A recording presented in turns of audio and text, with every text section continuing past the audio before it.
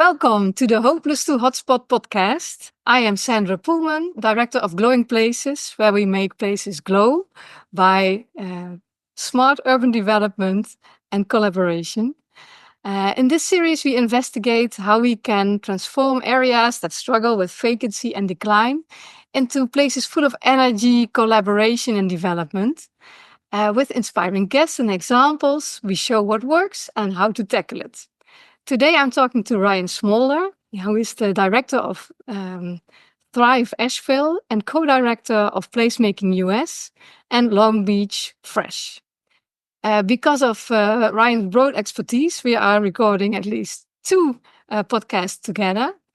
This is the second one about food placemaking, in which Ryan's love for place and food comes together in a very special episode. If you want to learn more about Ryan's background and get loads of inspiration about utilizing improv for placemaking, you can go to the previous episode. Here, right now, we're going to get inspired about food placemaking. Ryan, welcome to the podcast again. Thank you so much. It's great to be here. So you asked me, I think, why my love of food and placemaking, how this has come together.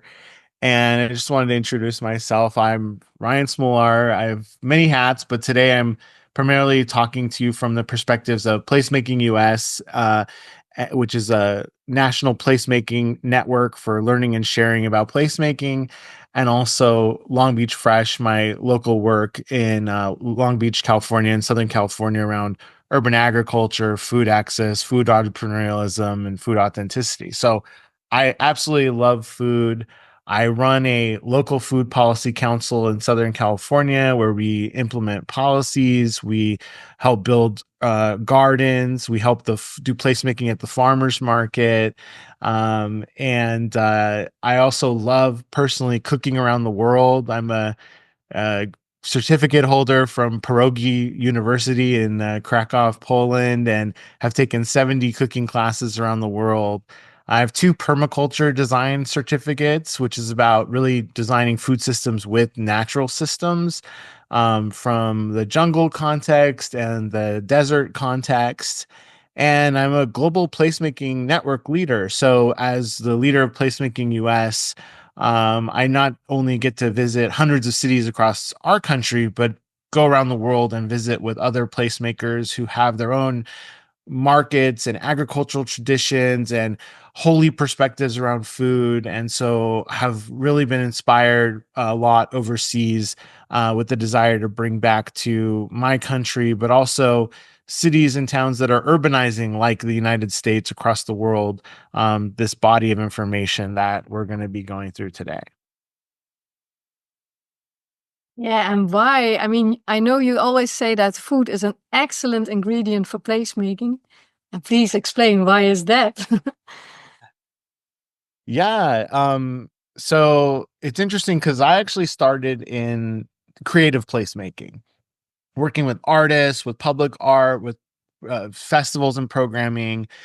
And we were frustrated in the town we were working in on how those things were permitted, how they were funded, and sort of the limitations that we saw on authentic culture, in favor of many cities sort of investing in trying to be a global location by purchasing culture from outside and importing it versus actually looking at what your local cultures are doing and investing in them. And so we went on a 3-year road trip around the United States to see how other cities invested in municipal arts and creative systems. And instead, what we found in cities like New Orleans, New York, Portland, Oregon, Berkeley, California, was just how food was actually it's very similar to arts and culture in that it was this expressive, sensual, place connected, people informed, you know, climate informed, immigrant informed, sort of cultural activity that people are participating in and creating for each other, and has our history baked into it. I remember arriving in New Orleans and learning that you eat red beans and rice on Mondays because you cook the roast on Sunday, and then you put the bone in the, pot with the beans, and you get that next meal going. So there was a pragmatism to, and a sort of historic tradition. And then with that comes lore and jokes and literature and song lyrics and time together. And there's just so many interesting connections to food and place, and in its historic, its future, its ecological reality, and then its essential activity that we do socially. And so I was just galvanized by this trip about the connecting power and the authenticity that I saw in the local food movements that I felt was not being truly supported in the ways that I imagined possible in the creative sector. And so we actually got back to town, and we said, I want to talk to all the farmers and the people in the food movement in our urban ag scene and see what they need. And they were actually very similar to me to what the arts community needed. They're independent actors. They're doing things their own unique way. Somebody's growing in the ground. Somebody's into aquaculture. Somebody's doing a mushroom farm. Like, they're kind of all very unique and don't necessarily have like people just like them. And yet they also are in this common mission of creating healthier, more sustainable and interconnected food systems. And so we basically started to support these folks by convening them, connecting them, trying small projects, and doing ultimately placemaking with them to make food sites into places so that more people get included and engaged. Yeah, I mean, it sounds so logical now you explain it. I mean, food is a great connector for people, and not just art and culture. And those are things in placemaking that we know, and I don't know, we work together with a lot of creators in arts and stuff. But now you explain it, I think, okay, I knew this, but I didn't know it. I didn't really actively know it. So it's good that you explained this to us. And I know that you've been thinking a lot about the elements that are crucial for farmers market to make that real good places. Can you tell us about that? Yes. So through the placemaking movement, placemaking is actually included, place and placemaking is included in the UN's New Urban Agenda. It's part of the Sustainable Development Goals. And so it's, something that we get to do is go to the UN Habitat events. And we were in Poland, and I went to all the FAO, Food and Agriculture Organization talks that at this big UN Habitat conference. And it really struck me for the first time that, I'm working in the food movement, and what I feel is the issue in the food movement is very underpowered. The gardens are put in cracks and crevices of the city. They're not thought of necessarily as these primary features of cities. They are backed up by what I would call zealous nuts. It's those people who they cannot they don't take a salary, but they go in and do the leadership role on really making big food production or garden for their city.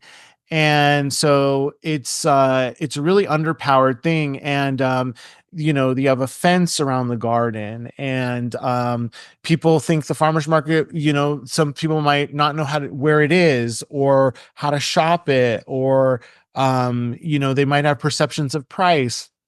So there's all these things kind of keeping people out of the food movement. And then to us in the food movement, it's like this wonderland of all those things that I talked about that's great about food. And there's a struggle to get more people engaged. And what I realized at this UN event was, if the food sites became places, like the places people wanted to be because they followed great placemaking principles, then more people would get into the food the local food system and climate sustainability and social interconnection and all those benefits that come from and economic sort of mobility for small, really and small enterprises, that would be a key contribution that I could make from the unique position that I sit as a food policy person and a placemaker. And so from that event on, which was in 2022, I believe, I've gone around the world with my camera and around the country, and I've just photographed good practices I've seen at different farmers markets and at gardens. So the two of the sites that we want to access for connection to our local food system. And I've put that together to help try to inform markets and gardens on how they could be more welcoming, more productive and impactful, and really become the hearts of their community, which they all have the potential to be. Ah, wonderful. Now we can really understand the combination that you bring. I mean, your love for food, you explained, and the challenges they have. And then you bring in the knowledge you gathered from placemaking to really uplift the food. How do you say it? Not industry. Please help me. I'm Dutch girl. No, but Yeah, yeah, local food, system or scene or yeah, yeah. Wonderful how you do it. Well, can you explain more about the farmers markets and what's crucial for them, what you learned, what you would like to share? Yeah, now, so these are some practices I've seen in farmers markets, and let alone you could go to any farmers market with a checklist and see that they do 3 out of these 10 or 7 out of these 10, or they're doing maybe 9 or 10 out of the 10, but they could do it a little differently. So this is kind of meant to show just a breadth of things that I've seen so people can start to think about these things. Because what I realize in going and observing all this stuff is that we just sort of accept a lot of the way things are in the built environment or in the design of a market or how a garden, how its rules might function. And we don't always question or talk to the people around us about how these things are being perceived and how they could be improved. And so to me, this is very subtle to look through this information, but I think it also can be very powerful, or I hope is very impactful and powerful. Just one practical thing. I mean, some people are viewing this by YouTube and others are listening as a podcast. I think both is possible. But if people would really love to see the pictures as well, go over to YouTube to further explore this podcast episode. Please go on, Ryan. Okay, so the first idea here is the location of the market itself. In the United States, most farmers markets are located on asphalt like this, on a street or a parking lot. And it's great, in some ways because it's visible, it's accessible right there from the road, but it's not very comfortable and it's not a place you want to hang out. Um, look at this one in this lot that has to be, it has barbed wire and graffiti and just a very poor location for this market. And going to the market, this might be like your experience, like walking through busy parking lot, dodging cars, struggling to find parking. These are really common scenes of US farmers market locations.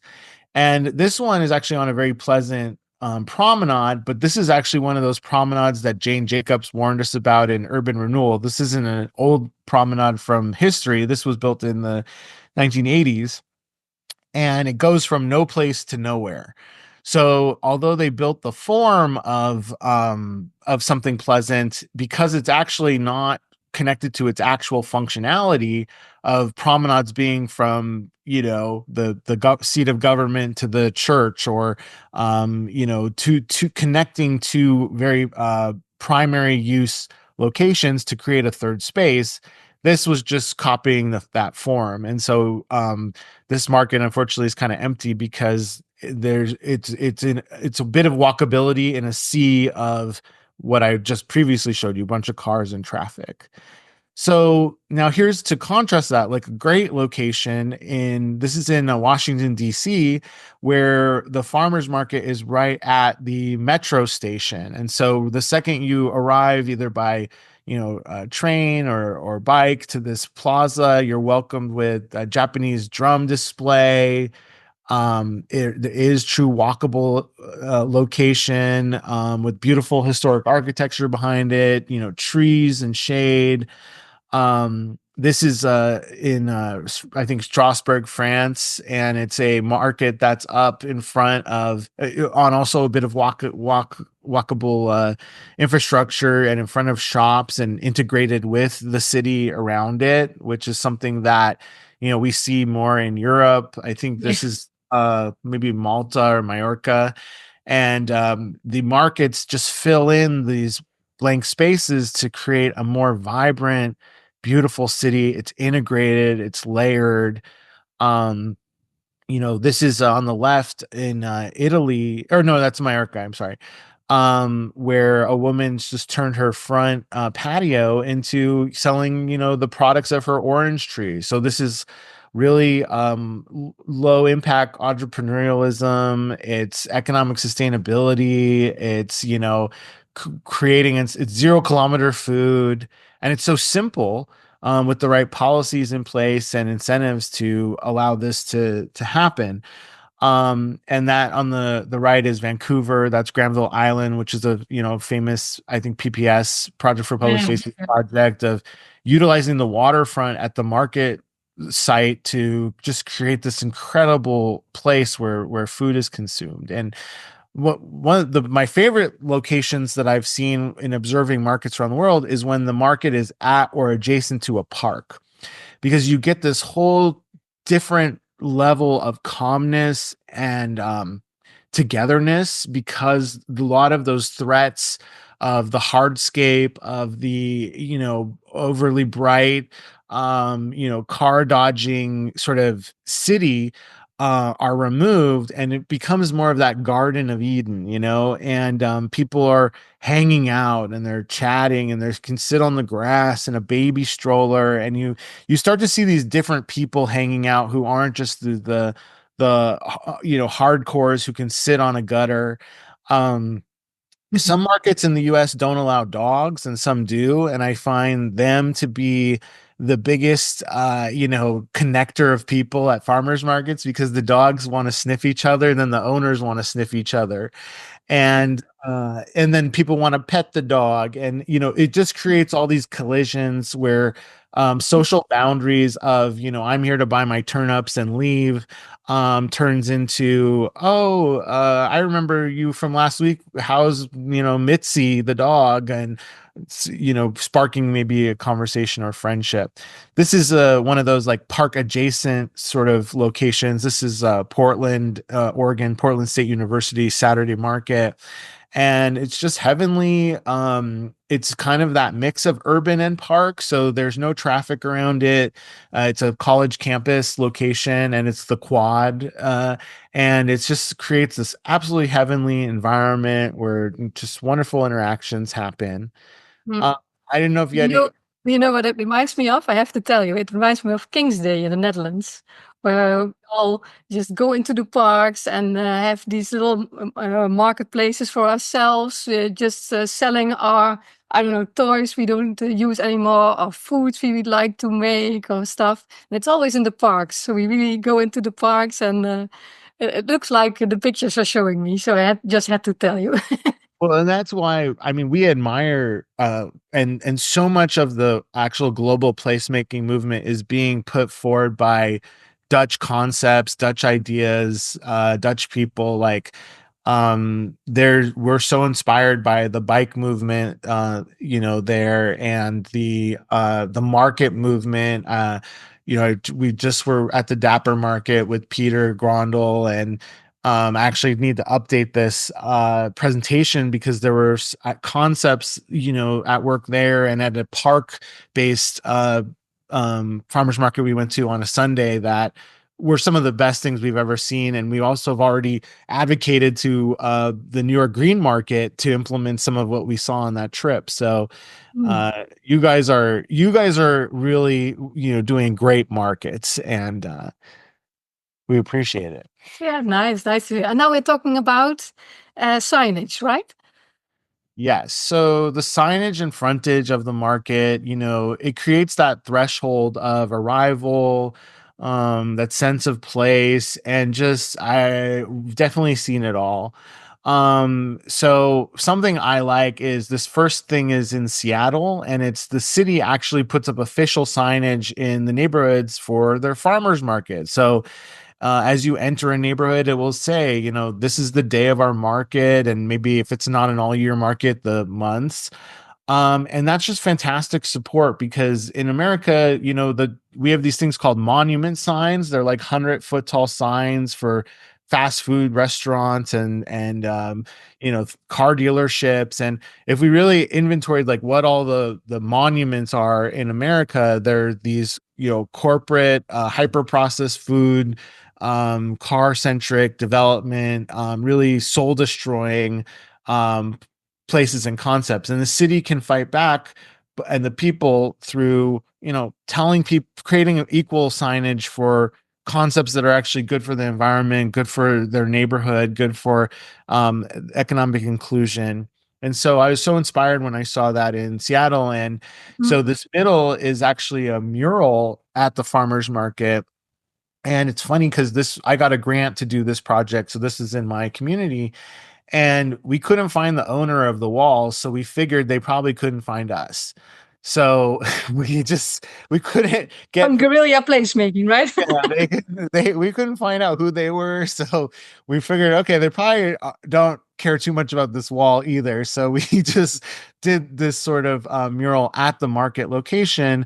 And now, it's been there several years now. So luckily, I think we bet right. But sort of hybrid format of this, the picture on the right is the streets around the Jean Talon market in Montreal. So they looks pretty sanctioned to me, but it's also that lighter, quicker, cheaper, and more whimsical concept of branding this district as a market district. And what this has a really interesting sort of cohesion point with is that the market's in the center of the street, like a block, and then all the adjacent uses are these wonderful little food stores and restaurants. And so it really did extend the concept of the market to the next block over and create this whole vibrant place that they call the chef's cabinet of the city, or it's a seen as a really important food district and destination. I think just a great example. You can also recognize it when there's not a market by these beautiful florals I see. Yeah, so Yeah. that also adds character. Yeah, and then this is a market in Port Townsend, Washington, so the Pacific Northwest of the United States. And so many of the farmers markets like this looks similar to what you've seen me show before, that it's on a street on asphalt in the US. And usually you'll have that street closed orange and white sign, but these guys added some beautiful verticality to it and whimsy with flags, and just a great sort of and low cost redo of what I would say is a very common form of the street closed, no dogs, masks Yeah, required. normally You're it's getting like a kind of traffic shouted at. sign. Yeah, Yeah, you're kind of getting shouted at from yeah, the moment you arrive. And I think subconsciously it creates a place that people think, let me get out of here. yeah. It's more like you can't drive here anymore. It's like more. Yeah, I don't know, like a red flag. Just don't get in. And this one looks much more inviting. This is happening over here. Be welcome. Yes. Okay, let's get over to information and education. Yeah, so this is so important, and we don't think about this enough, is that, you know, in our places, we can teach people about them and teach people about the interesting things that have happened there. and how they can participate. Like these are not obviously answered things, and it's a layer of attention that I think is worth it. So, these are some simple examples of that. This market has an info booth. Most do, and it's a place where you can go talk to the people there. One important function they have in the US is if the market takes public benefits, then people can get sometimes their public benefit food dollars, or even there's programs that double their dollars for spending the money at the farmers market. And so that's where this transaction typically occurs. They can tell them what's going on with vendors, or, answer different questions.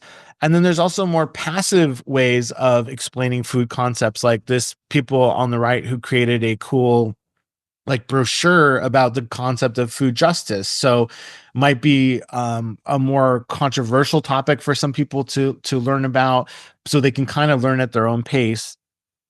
This is in France, where they have a seasonality chart, so people can know when foods are coming in and when to expect them and to be able to savor them.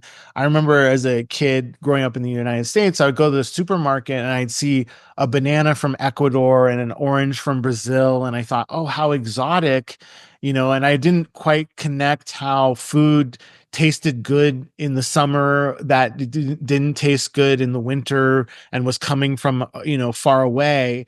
It wasn't really completely obvious at that time, and we weren't being really educated much about how that worked. And so you'd have to draw your own sort of understanding. And me kind of growing up in that digital and TV and consumer and hyper marketing of the 1980s, of strawberry scented crayons and things like that. There was a lot of noise around these simple topics, which are very important that we all understand where we come from, what our food system is like, and what our purchases help support, and what's going to taste good and what's going to be nutritious. And so seasonality is such such a great shortcut to figuring out what's local, because eating seasonally, you're going to be eating a diversity of foods, and you're also going to be eating foods that were produced in this time. There's also the introduction to rare heritage foods, or foods that people might not be familiar with. I've seen great displays about jujubes, which is like a Chinese apple that has a lot of interesting health properties. And this was a recent find in Asheville, gummy berries. And they're these gold speckled, very sour, lycopene dense, berries that I've seen in a few places now. But it's always such a kind of, it's like seeing an old friend come around when that season comes, and that you see that wonderful, beautiful thing that you once tasted, and the place memory that associates with it. So it's very appreciative to get educated, and I see a lot of education going on at great farmers markets. Mhm. I wasn't aware of that. It's good that you explained this. Yeah. And now let's go over to seating then. Okay, this is one of my favorite things to do in my life, is to go to farmers markets and take pictures of happy people sitting on the ground in grease stains, on uncomfortable granite or asphalt, with at heights that just like make no physiological sense. And then you take a picture of them and they're They're smiling, smiling. Yeah, that's really. happy. They couldn't be happier, because they're in the farmers market, they love it, and they're willing to take a seat in a very awkward and uncomfortable position. But there's also kind of a hidden tragedy and drama to this sort of deficiency of providing good seating at farmers markets, like this one, where it's this really rickety furniture. It looks like it's going to collapse, and it's hidden in the corner in a dusty area. I watched a family, a dad, a mom, and they had two little kids, and they just walked by this and looked at it with such disapproval, like it just wasn't going to fit, their needs. And meanwhile, this is a farmer's market that we worked on to, we helped them acquire these beach chairs. and they noticed some people eating on this little grass patch looking at the great view, and created this place which was just so wonderful and added so much value to a trip to the market. This is in Tasmania, where actually an architecture school worked with the market to design these several different types of locally produced furniture. And this market is just the place to be in that community on Saturdays. And people gravitate towards the, type of seating that, if they're really good friends and or family, like the ones up there on the left, look, they're all in a little circle. And the two dudes down there on the bottom right, they've using one bench as a impromptu table, and then it looks like there's a maybe a few different groups using the communal table behind us. So great variety, providing great different sort of platform for different social activation. What you were showing us was movable furniture instead of. Yeah. Yeah, is that important that it's movable? Oh yes, it's very important because, like, as you see, like a group of four can form, a group of two can form. Like, people can move in the seat, in the sun, in the shade. Some were louder, some were calmer. So there's quite a lot of information about the importance of the movable chair, and it's kind of I'd say the chess piece of main chess piece of the placemaking movement. Mm. Um, but non-movable works to serve its function. This is also in Tasmania, and this was very unique because these people had access to on-site storage and a forklift. And so they had built this incredible custom furniture and reused sort of cable wire, I guess, rolls as tables. And this I'd never seen before, because on-site storage is such a nerdy but such a critical issue for whether or not the market is going to have the energy to load a big truck, haul it in, unload all this stuff. Yeah, It, that's my question. I mean, who provides the furniture? Who does that? So this was done by the market itself, and that's that's one of the issues, is if does the market have staff and energy to add these elements? And obviously there has to be a benefit to them, and we believe there is in increased sales and attendance to the market. So it's something that has to be sort of really looked at the specific market scenario. And we really hope that we can help find funding to incentivize markets to take these steps, because markets are very complicated, people run events that have a lot of dynamics to them that really take energy to modify. So, for example, changing the design of the market, well, you could impact somebody's sales who's been there 30 years. So you could destroy a business by just moving the info booth, or where's the music, or so it's quite a dynamic, Mm. uh, and there's a great desire in food for consistency. You think, well, when I go to my favorite restaurant, I want my favorite dish to taste the same.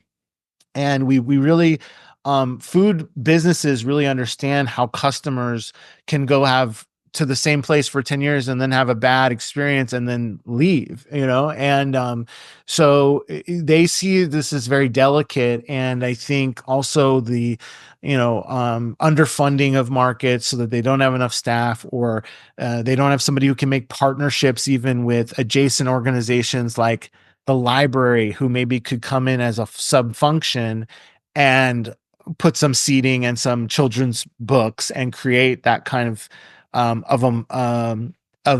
component to a market without the market itself having to manage that piece. So, but even that coordination piece can sometimes not be as amplified as it could be in the market. Mhm. So I'll keep going through seating, because we're, all this stuff is of course interrelated.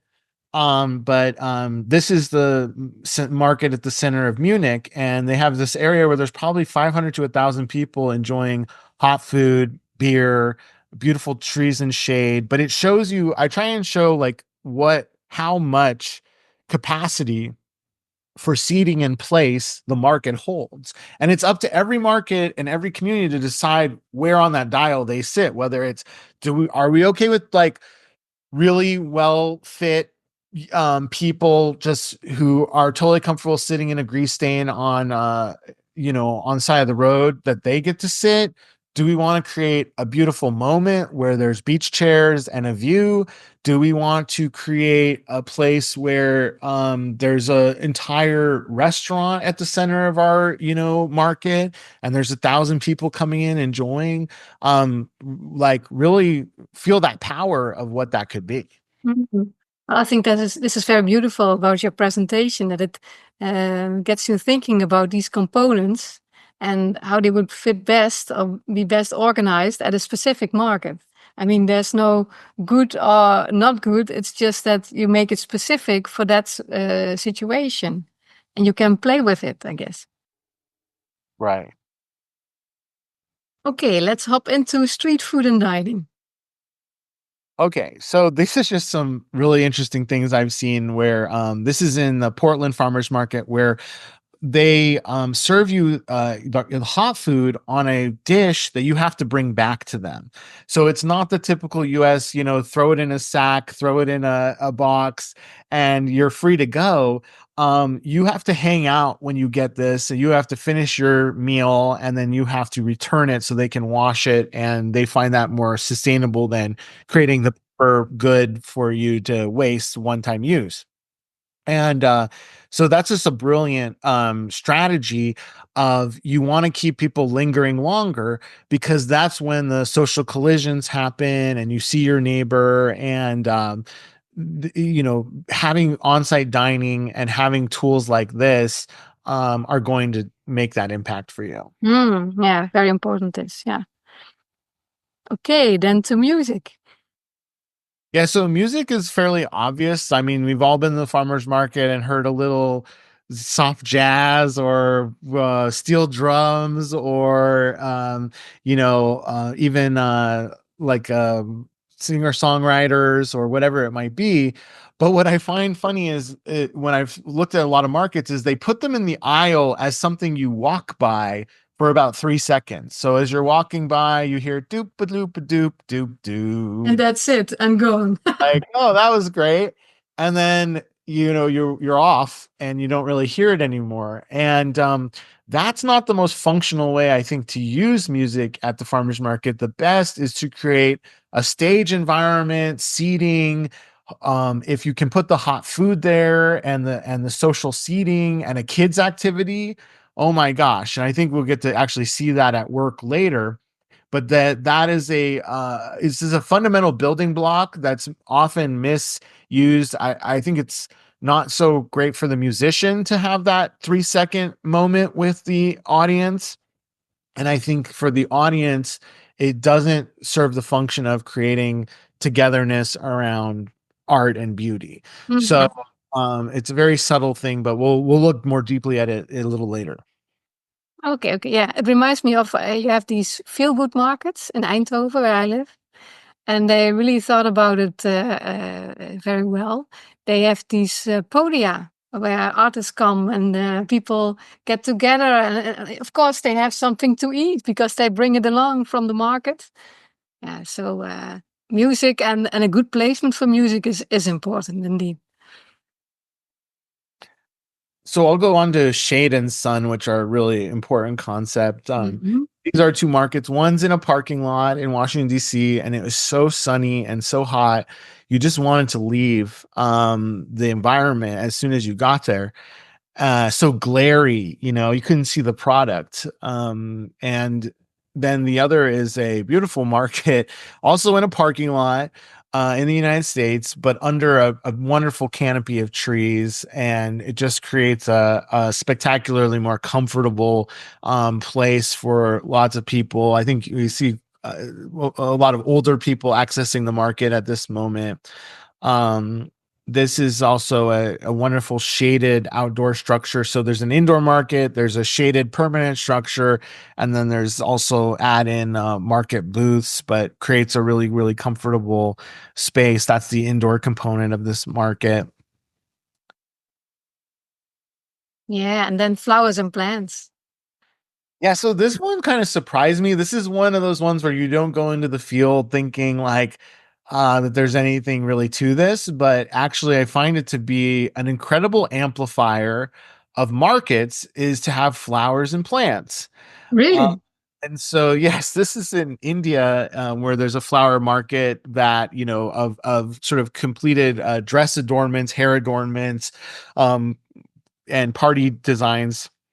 So it's a big component of the daily life to and special events to purchase these things. But then this is on the right is actually that Portland State University market again, and young woman Frankie from who's visiting from Flint, Michigan, purchasing flowers and doing that in the US. And so this is in I think Madrid, and it's creating just this great sense of vibrant place out of a sort of a cargo container type small business cube that they have there, and people are able to just create these wonderful beautiful vibrant displays that attract people like bees to honey, and the sort of people who want to come and get a nice fresh flowers. They're very compatible with people who want to get fresh food, and it just synergizes. And I find it creates this huge amplifying effect to have flowers and plants for sale around food. Yeah, of course. And when I think about it, it's always combined in the Netherlands. Yeah, Yeah. yeah. Maybe it's not usual to you, but it is to me. No, and we've destroyed these systems of connectivity to these local markets and as important daily places, and we're truly in trouble because of that disconnection. And farmers markets have grown in the United States really since the 1970s. So it's a modern movement. What created these? It's not the ancestral markets or pre-industrial markets that have survived in the U.S. It's people fighting back for patches of parking spaces and side roads, to try and bring back this cultural tradition, which we completely delineated from. And I always laugh showing this slideshow internationally, because I think to most people, like in countries that still have traditional markets, they're like, "Are you an idiot?" And like, No, no, I don't no, think that. Yes, no, that's but in some my things are very usual to us, and when you point it out like this, it's like, is that not the same way in the US? But no, that's the answer. No. Okay. Yeah, so we should really cherish these European markets we have, and it's good to hear that in the US markets are on their way back, and that you can provide them with inspiration and information how to do it well, so that they also get a lot of people to come buy food and flowers. Yep. I'm something else. I'm going to put out on my light here because it's getting very dark. Can you see it? Yes. Well, I'll start moving on to the next item, which is Yeah. Talk about French. yeah. And so the fringe of the market, by that, what I mean is the areas immediately around the market. And so I kind of mentioned earlier, like I love markets that are at parks, but here's a market that is on the street in the typical US fashion, but it's right next to a park. And so the market spills into the park, and people are on that park bench, and others have brought their chairs from home. And you get that benefit of being the market in the park, but this one is still not actually in that. By Mhm. this market, this is in Tijuana. The fringe I mean is actually temporal. So this market is open, as a food market during the day, and at night, these kind of hipsters and artisans come in and turn it into. They utilize the fact that it's an open space and known as a market, to be the base of their artisan and craft and reuse goods and different types of things that come in at the night than in the day. And this is a really wonderful example from Savannah, Georgia, where they have these wonderful parks and public squares. It's a very old U.S. city, and so they have their main farmers market, but they have a creative school called SCAD, and they have I believe, a policy where if you want to vend on the sidewalk, it's only something like $25 a year, and you have a permit to be able to do that. And so a lot of these students from the college, they go and get that permit, and as you leave the farmers market, you walk into this very sort of casual and self-organized artisan and emerging artists market, and it's just so wonderful, and it's example of policy and social and economic inclusion and creative placemaking and all those things just through that simple permission process. And here we see people doing yoga, I think. Yeah, so it's a healthy use adjacent to the market, and it makes sense. It For some people, they would do yoga, so then they end up at the market, and for others, they're at the market and they end up doing yoga. So just a great, easy programming use. And now we're going to talk about friendly to farmers and customers. What do you mean by that? Yeah, so this one was another one of those ones that really evolved over time of observing lots of markets and what people love about them. So one is it has to be friendly to the farmer. And by that I mean that the farmer is working really hard. They're growing the food, they're harvesting the food, they're transporting the food. If then they have to unload the food, and then they have to sell the food and stand there for hours, and then they have to reverse that whole process and then do it again. This is very, very labor intensive, and anything that can make it easier, really has to be thought of. So Right. one of the ideas is like the unloading process, needs to be so easy, but also, if your neighbors and in car centric, California, which this photo's in, like you cannot take away people's parking. It's like taking away their firstborn. People have a real feeling of a right to a parking spot and to be able to find a parking spot, and they want independence and convenience. And it's kind of a foundational aspect of our culture here.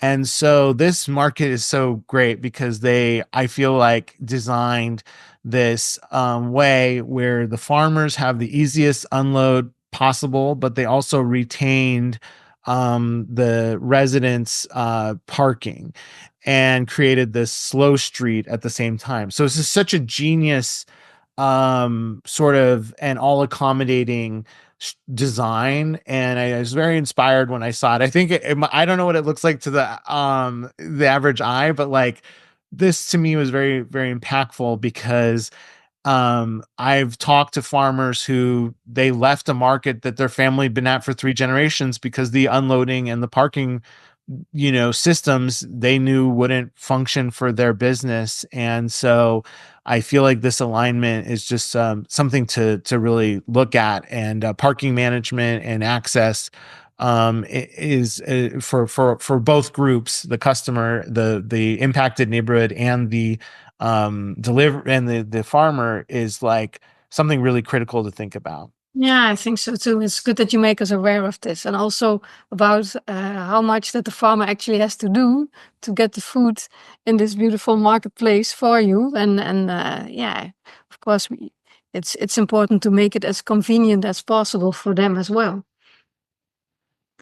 And this is just, I'll breeze through this, but access to electricity, access to water, these are foundational for lighting and for music and for hot food.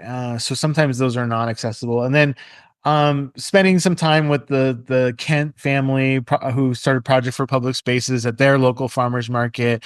I learned another lesson, which is that the friendliness of the farmer or maybe it's the employee, that relationship that gets created between the customer and those people are reminiscent of Jane Jacobs, stories of the corner store who connects people and who might have the key or know what fruit that somebody's going to want to come by and buy and set that aside, and they can really create very big relationships between the customer and the farmer Mhm. at these markets, and it's a beautiful thing. Mhm. Okay, let's hop over to kids. What's important for the kids?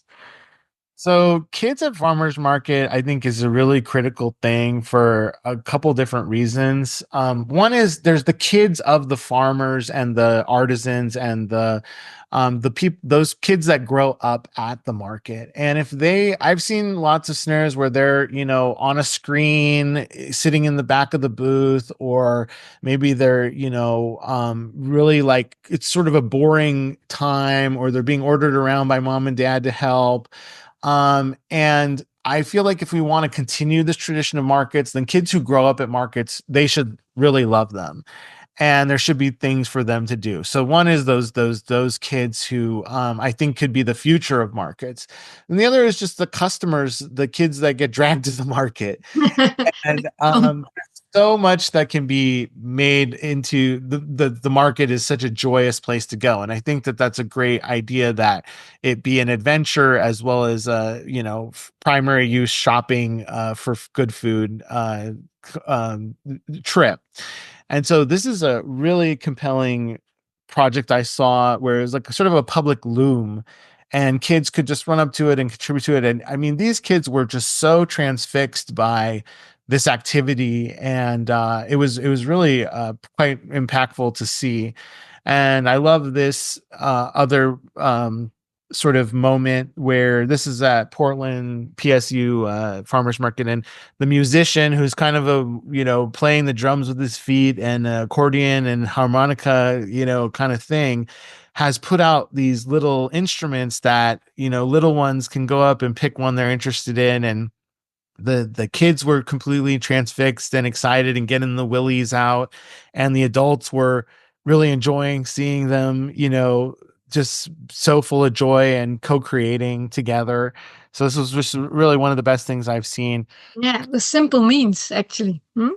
Yeah, and we did a very simple experiment at our farmers market where I set out a blanket and some building blocks and maybe other toys. And what we saw was kids in the market would just run to this space. Like it just was this was one of those parking lot markets and asphalt and no shade. And the kids would just jet over to this space the second they saw it.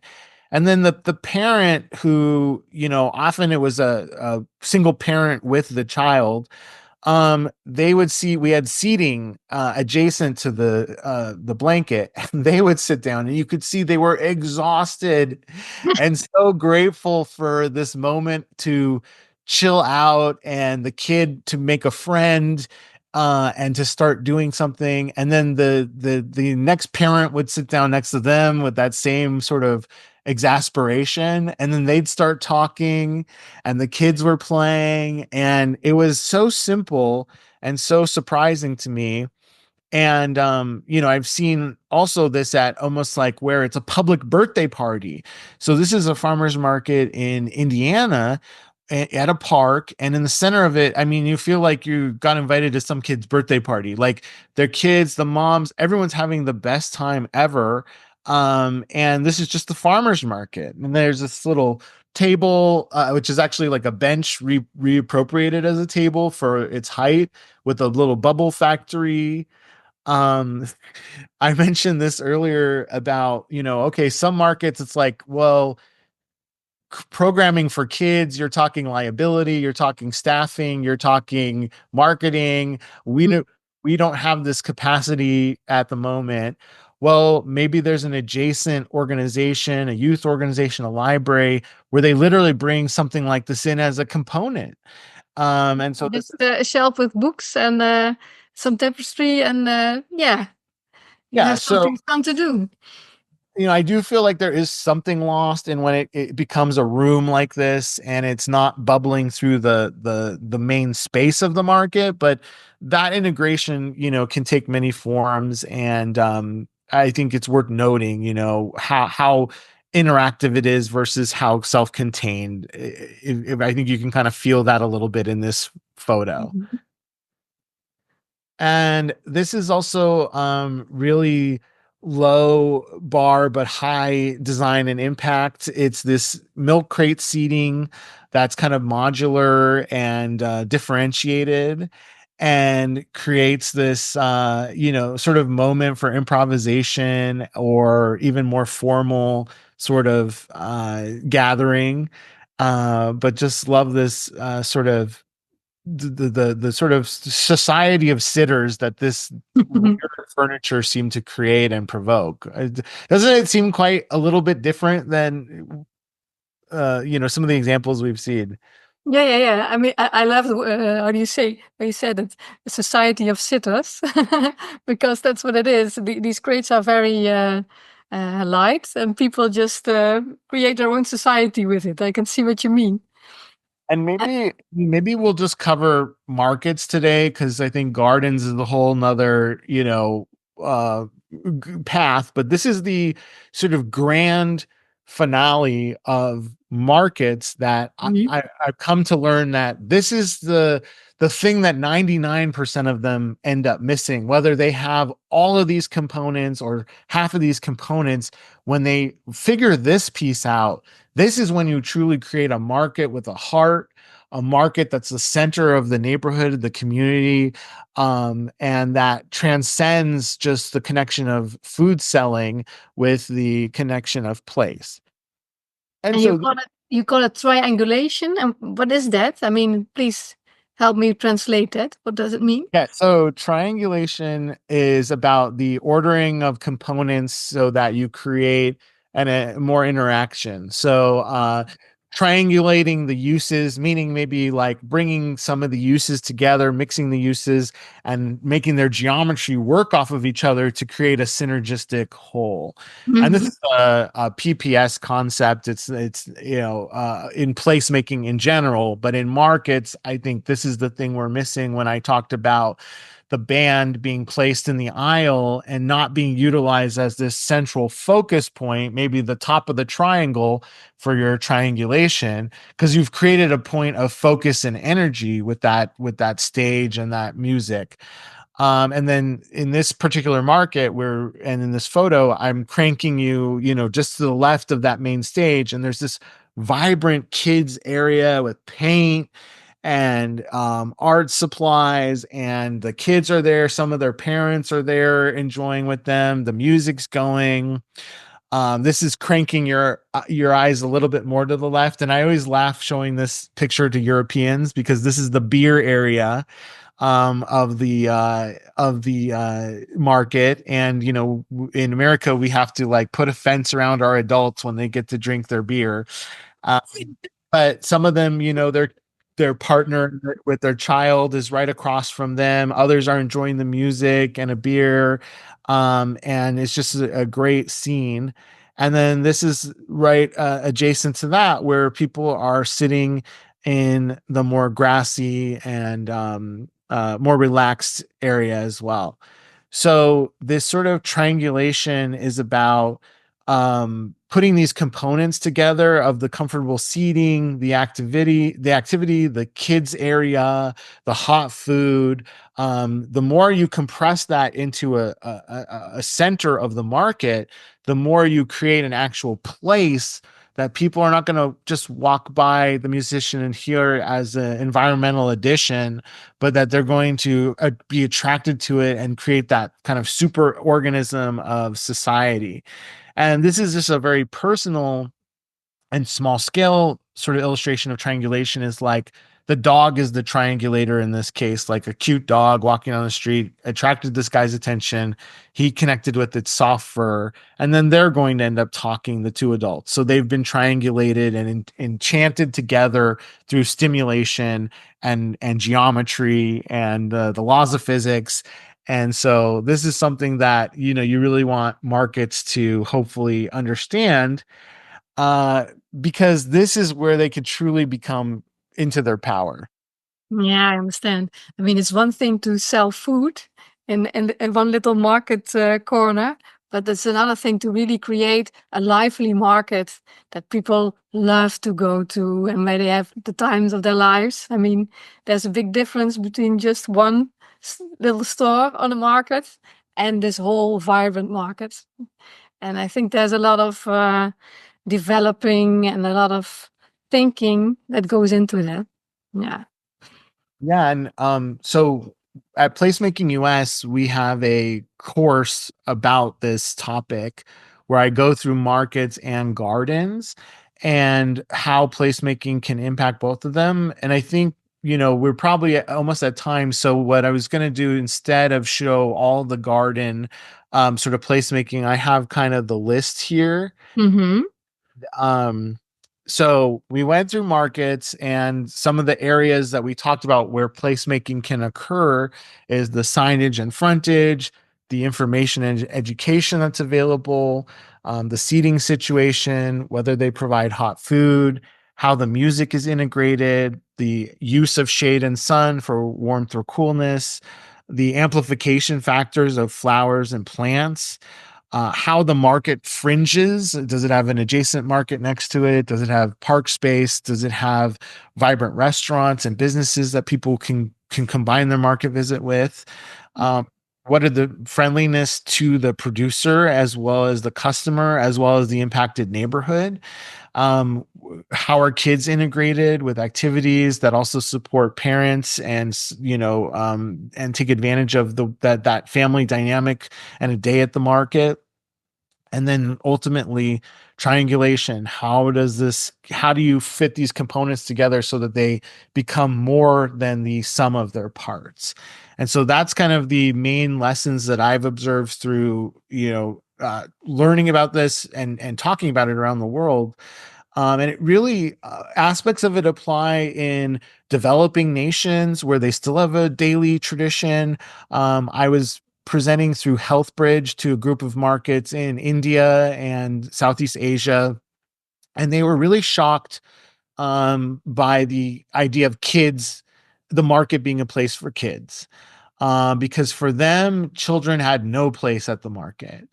And I think that really was an eye opener to them, because they cared about people, they cared about education, they cared about their customers, and spatially, because of other factors on the market, they hadn't really given the market that dignity, and elevated the market to think of it as an institution that could be impactful in those ways.